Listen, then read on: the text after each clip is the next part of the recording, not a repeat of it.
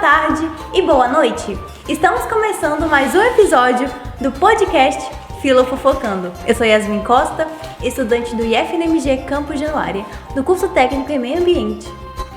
E eu sou Hélio Camilo Rosa, professor de filosofia do campus Januária IFNMG. E eu sou Lívia Guedes, também estudante do IFNMG Campus Januária. Ontem eu estava na aula de biologia e a professora estava explicando sobre a teoria evolucionista. Só que eu achei um absurdo porque ela falou que a gente veio através da seleção natural. Isso não faz nenhum sentido. E você prestou atenção na aula, senhorita Yasmin? Eu confesso que eu me perdi na parte que ela começou a falar de membranas e polímeros autorreplicantes. Bom, o RNA e o DNA são exemplos disso. As primeiras formas de vida celular foram se desenvolvendo e evoluindo. E isso é o que ela chamou de seleção natural, darwiniana, e da deriva genética. Misericórdia, muita coisa pra minha cabeça. Mas isso que você falou, então quer dizer que essa teoria é de acordo com a biologia, certo? Bom, sim. Por quê? Então significa que existem outras explicações? Bom, eu só conheço essa teoria e a teoria do criacionismo. A do criacionismo é a que Deus criou o mundo. E que Deus? Uai, Deus Todo-Poderoso, nosso Salvador. E só existe um Deus? Não existe outros? Nossa, e lá vamos nós de novo com o discípulo dos filósofos. Pior que agora até eu quero saber o que a filosofia diz acerca disso. Vocês nunca leram a história das outras civilizações? Nunca ouviram falar de outras religiões? Eu sei que tem várias outras religiões, mas como eu tenho a minha, eu nunca busquei nada sobre essas outras. Deveria buscar para compreender outras religiões. Porque ao longo da história, o ser humano sempre buscou outras explicações para explicar a sua existência, explicar a existência do mundo. E é por isso que cada civilização, de forma diferente, buscou outras maneiras de explicar a realidade, a partir das crenças religiosas e especialmente a partir dos seus mitos. Mas que mitos são esses? Todas as civilizações possuem suas mitologias, que seja um conjunto de mitos. Por exemplo, a gente precisa pensar os povos gregos, tem a mitologia grega, os egípcios, os vikings, os indígenas da América Central, da América do Norte, da América do Sul, os povos africanos, ou seja, todas elas têm suas explicações da realidade, com interferência de seres mágicos, sagrados, de deuses e deusas. Nossa, isso é bem interessante, na verdade. Explica mais pra gente. Ou seja, o que são os mitos? Os mitos é uma forma de explicar a realidade. Os mitos são narrativas, eles explicam a origem de alguma coisa. E essa explicação, ela possui um caráter mágico, um caráter sagrado, fabuloso, sobrenatural. Ou seja, possui interferência dos seres divinos, de Deus ou de deuses. Então, por isso que a gente pode pegar, por exemplo, quando você lê a Bíblia, está lá Adão e Eva, a criação do mundo. Você pega a mitologia grega, tem Zeus, seus filhos e filhas, os deuses e deusas. Tem a mitologia, o mito da caixa de Pandora. Se você pegar os mitos aqui da América Latina, vai ter também os indígenas explicando como seus deuses, as forças da natureza, como que tudo surgiu. Mas a história de Adão e Eva não é um mito, é de fato algo que aconteceu. Sim, desde criança os meus pais sempre me explicaram dessa forma. Quando a gente fala de Adão e Eva e de outros mitos, nós estamos discutindo sobre verdade ou falso, se isso é verdade, se isso é mentira ou algo falso. Mas estamos falando de uma explicação da origem de alguma coisa. Por exemplo, Adão e Eva, a explicação da origem do homem e da mulher.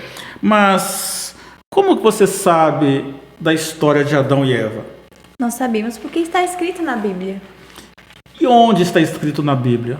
Em Gênesis. E quem que escreveu o livro Gênesis? Moisés.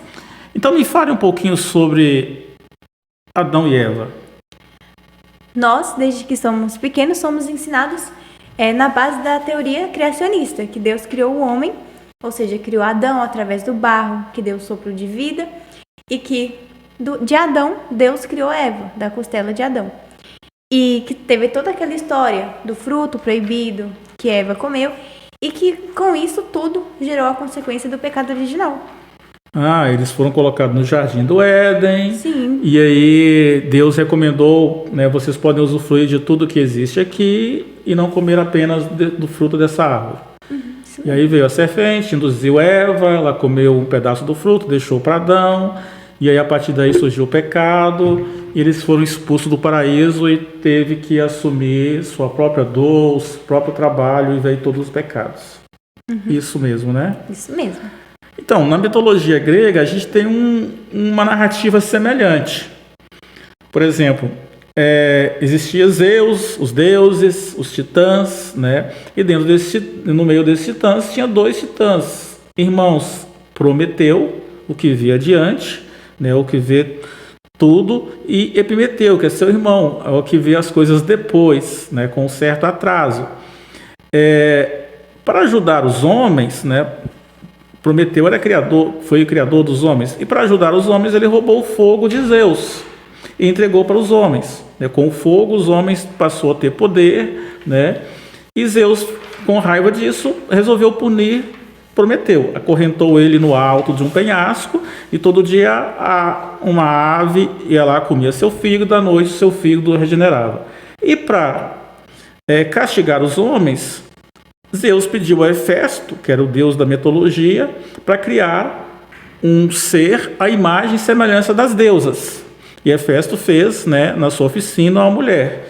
Deus deu a ela vida, Zeus, né, o deus Zeus deu a ela vida, e cada um dos deuses e deusas deu um presente. Atena deu a inteligência, Afrodite deu a beleza, e junto com, né, essa mulher recebeu o nome de Pandora, que é aquela que possui todos os dons, e junto com ela trouxe uma caixa. Alguns relatos falam que é um jarro.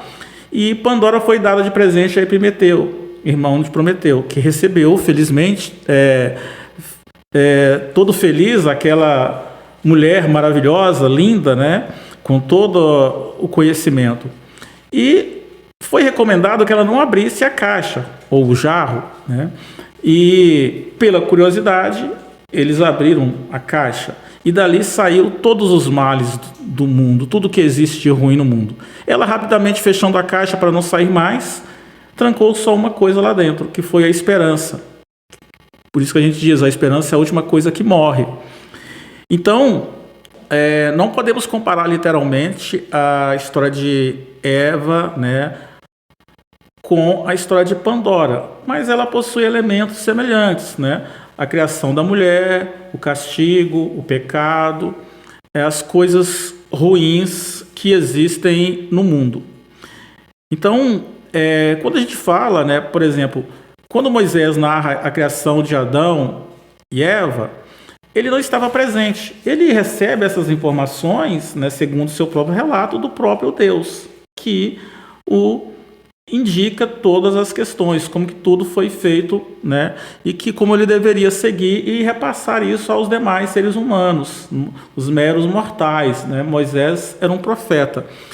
Então, por isso, que essa explicação é uma explicação que encontra fundamento na fé cristã, né? Ela é baseada na crença, porque Deus, com sua interferência, com todo o seu poder, criou todas as coisas, né? O homem criou o mundo.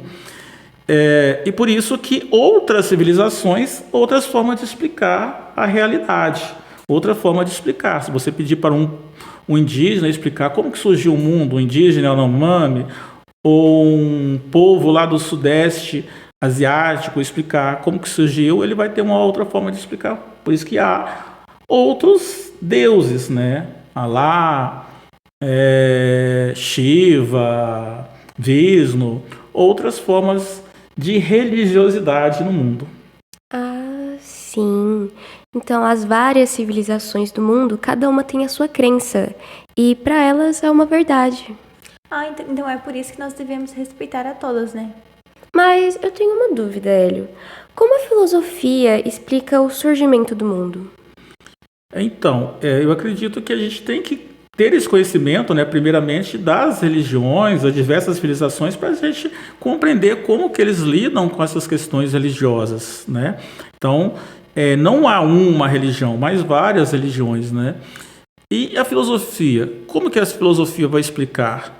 A filosofia, ela surge quando os mitos não dão conta de explicar a realidade. Então a filosofia surge como uma forma diferente de explicar o mundo de uma forma racional. E os primeiros filósofos, eles buscam explicar, como a gente falou lá, Tales é considerado o primeiro filósofo, eles buscam explicar a origem das coisas na própria natureza, na própria physis, né? Physis, a natureza. Para compreender a realidade, os primeiros filósofos vão explicar a origem a partir dos elementos naturais, ou seja, da natureza. Mas isso nós vamos discutir no nosso próximo episódio. Nossa, falar de mito é realmente muito interessante. E você aí que está nos assistindo, já se prepara, porque agora vamos colocar na tela uma questão do Enem envolvendo a filosofia. Bom, essa questão ela caiu na prova do Enem, né? Apareceu na prova do Enem em 2015. E ela trata do surgimento da filosofia, principalmente com o primeiro filósofo Tales. É um texto do filósofo Nietzsche, né? Um filósofo já do século XIX e que vai remeter a essa ideia do Tales. Então temos o seguinte texto. A filosofia grega parece começar com uma ideia absurda, com a proposição: a água é a origem e a matriz de todas as coisas. Será mesmo necessário deter-nos nela e levá-la a sério? Sim. E por 3 razões. Em primeiro lugar, porque essa proposição enuncia algo sobre a origem das coisas. Em segundo lugar, porque o faz sem imagem e fabulação. E, enfim, em terceiro lugar, porque nela, embora apenas em estado de crisálida, está contido o pensamento tudo é um, né? O texto é de Nietzsche, né? Sobre os pré-socráticos. E o enunciado, de acordo com Nietzsche, caracteriza o surgimento da filosofia entre os gregos. Qual a resposta correta, meninas? Bom, baseado em tudo que eu já estudei, eu acho que é a letra C. Por que a letra C? A necessidade de buscar de forma racional a causa primeira das coisas existentes. Porque se a gente estava falando sobre mito, e o mito é aquela explicação através da mitologia, metáforas dos deuses. Dos deuses. Ou Deus. Só que a filosofia surge quando o mito não dá mais conta de explicar a realidade. Então, eu creio que eles começam a buscar uma forma mais racional de explicar as coisas. A resposta correta, a letra C, ou seja, a busca de forma racional a causa primeira das coisas existentes. Isso já está no próprio enunciado, olha. A água é o princípio e a origem de todas as coisas. Ou seja, é um elemento natural. Não está dizendo que é um deus ou um ser mágico, mas a água, um princípio natural. E aí explica, né, as 3 formas. Explicação sobre a origem de alguma coisa, né, das coisas, ou seja, tudo começa com a água.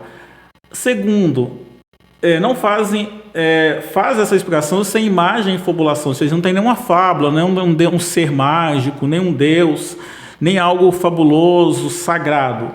E terceiro, né, porque enuncia um princípio racional, ou seja, tudo é um, ou seja, tudo começa com a água. É o pensamento de Tales de Mileto, né, que busca explicação racional para a origem de todas as coisas a partir da própria natureza. E agora terminamos aqui essa questão do Enem, facílima, principalmente para você que tem que estudar bastante. E agora vamos trazer uma indicação de livro. A gente está falando de mito, eu então indico para vocês, quem quer conhecer um pouquinho da mitologia grega, leia a Odisseia, que é uma obra de Homero, e também a Ilíada, né? A Ilíada também é obra de Homero, que narra a Guerra de Troia, principalmente a saga de Aquiles.